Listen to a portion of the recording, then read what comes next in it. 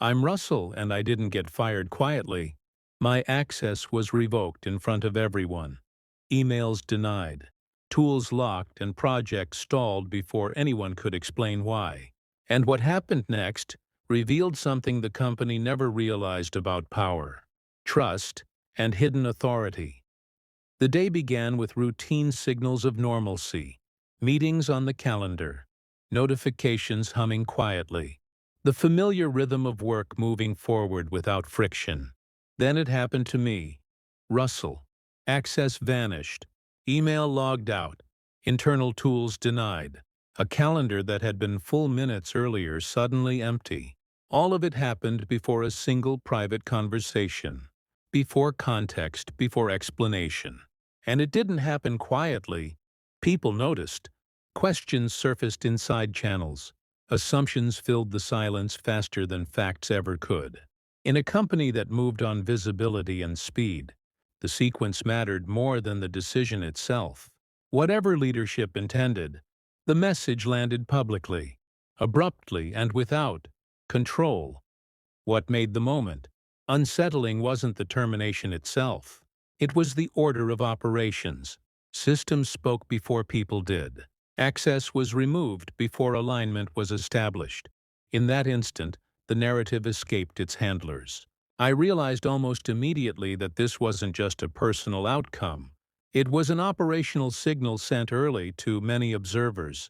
Without understanding what those permissions enabled, something important had been disconnected, and the impact wouldn't stay. Contained long, the immediate aftermath was surreal. Systems I had relied on for years no longer responded, and the tools I had used to orchestrate workflow were now inaccessible. Tasks that had once moved seamlessly began stalling in plain sight. Colleagues exchanged puzzled glances, noticing the sudden absence of approvals and responses. No one spoke openly, but the questions were there, hovering just below the surface. What happened? Why now? Who is handling this? I sat back observing. Every instinct screamed to intervene, to explain, to regain control. But the access had been stripped away. Reacting emotionally would accomplish nothing. It would only scatter energy I needed elsewhere. Instead, I began mapping in my mind what each missing link meant. Every stalled email, every paused process, every delayed decision highlighted a hidden dependency I had quietly managed. The silence was deafening, and yet instructive. Without my presence, the systems didn't collapse entirely, but small frictions began to appear. The ripple effect of each removed access point revealed how much unseen work had underpinned operations. Leadership hadn't intended disruption, but the sequence of events, public exposure, abrupt removal, exposed vulnerabilities no one had recognized. As I watched the system strain under the sudden absence of my access, a pattern became clear. The mistake wasn't simply procedural, it was strategic. Every email left unanswered, every approval delayed, every small friction revealed a deeper truth. The company had relied on implicit knowledge, connections, and touch points that weren't documented or visible. Leadership had assumed that permissions and processes were interchangeable. But they weren't. They were entwined with the people who understood them. I could see it in real time. Projects that once moved without thought now required coordination that no one knew existed. The subtle dependencies I had cultivated over months and years had become the backbone of continuity. Removing access didn't just affect me. It affected workflows, client expectations, and internal trust. Small tasks piled up, not because anyone was incompetent, but because the invisible scaffolding I had maintained was no longer operational. It was a revelation. Influence often flows quietly, embedded in consistency, not in titles or visibility. The company hadn't appreciated that access isn't merely technical, it's relational and operational. Every subtle process I had anticipated, every preemptive email, every nudge and approval, had created a lattice of reliability that now wobbled. Understanding this gave me clarity. This wasn't about resentment or retaliation. It was about awareness.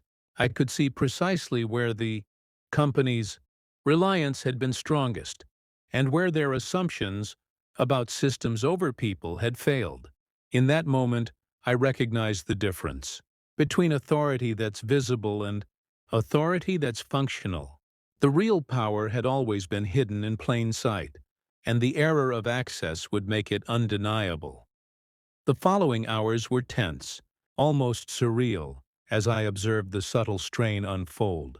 Emails went unanswered, tasks piled up, and minor escalations surfaced that would have been invisible under normal circumstances. I wanted to intervene, to correct course, to prove competence, but that wasn't my role anymore.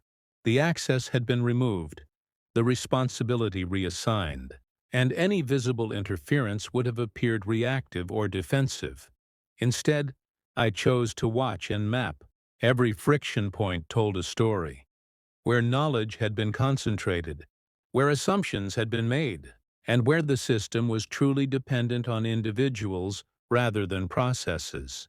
Each delayed response, each misrouted approval, was a signal that the operational structure relied on people who understood context in ways that formal documentation could not capture. There was a strange, calm and restraint. By not acting, I allowed the situation to reveal its natural momentum. The missteps, minor as they seemed, illuminated gaps and vulnerabilities that would otherwise remain hidden. It was as if the company was holding up a mirror, showing exactly where awareness had been lacking and where the real dependencies existed, and yet, despite the unfolding friction, nothing collapsed entirely. The system adapted, albeit imperfectly. This only reinforced the lesson. Influence isn't always obvious, and authority doesn't always require visibility. It resides in preparation, foresight, and consistent execution. Observing without reacting gave me perspective, insight, and a quiet sense of power that no immediate action could have produced. Eventually, leadership began to notice the consequences. Missed approvals, delayed projects, and small operational errors accumulated enough to draw attention. What had seemed minor at first now demanded scrutiny. Emails began circulating, questions were asked in meetings, and subtle pressure built around timelines that had once flowed smoothly. It was clear that the mistake wasn't the termination itself. It was the sequence of actions, the premature removal of access before understanding dependencies, observed quietly, without confrontation or complaint. There was no need for dramatics. The cause and effect spoke for itself. Each disruption highlighted a truth that had been invisible until now. Systems depend on the people who understand them, not just the policies that define them. Leadership was being forced to reckon with the gap between procedure and operational reality. This moment was revealing. It demonstrated that authority is not always exercised in titles or announcements. Real influence is embedded in reliability, foresight, and competence. The friction that emerged wasn't a reflection of failure but a signal of hidden structure, of processes and relationships, carefully maintained, often unnoticed until exposed. And yet, the situation never became personal. There was no need for vindication. Observing the impact calmly allowed the lesson to emerge naturally. The error had made the unseen visible, and the true value of awareness, preparation, and subtle influence was undeniable. Eventually, a private conversation occurred, but it was quiet, deliberate, and far less dramatic than the public disruption had suggested. There were no accusations, no defensiveness, only alignment on facts and clarity about what had transpired. I spoke calmly, detailing what had been disrupted and why, without exaggeration or blame. Every word was measured, every example precise, demonstrating competence rather than emotion. The tone shifted subtly. By presenting information clearly and without judgment, the dynamic changed. What could have been a defensive or tense interaction became an opportunity for reflection. Leadership began to see the consequences, not as personal affronts but as operational realities, illuminating gaps that had been invisible until now. This moment reinforced a principle I had relied on throughout. Control is rarely about confrontation. It comes from calm observation, preparation, and clear communication. By maintaining composure and focusing on facts, influence emerges naturally. The situation no longer required proving authority. It required demonstrating understanding and reliability, and, in that quiet exchange, the power of deliberate action became evident. The mistake had revealed more than vulnerability. It had revealed insight, patience, and the subtle authority that comes from consistently managing unseen dependencies. Looking back, the lesson is clear. Access is power, and the sequence of its removal can have far-reaching consequences. Operational authority doesn't live in titles or formal announcements. It resides in relationships, processes, and the knowledge embedded in daily execution. When those invisible threads are disrupted, even unintentionally, the impact is immediate and revealing. Leadership learned, quietly but undeniably, that preparation, awareness, and sequencing matter more than procedure alone. Influence manifests not in dramatic gestures but in consistency, foresight, and reliability. The public mistake became a teaching moment, not only for those involved, but for the organization itself, for anyone navigating systems, teams, or projects. The takeaway is simple. Value the hidden dependencies, recognize where authority truly resides, and act deliberately. Control comes from understanding the structures others assume are interchangeable, and from maintaining clarity and composure when disruptions occur. Success in professional systems is subtle. Triumph is rarely loud.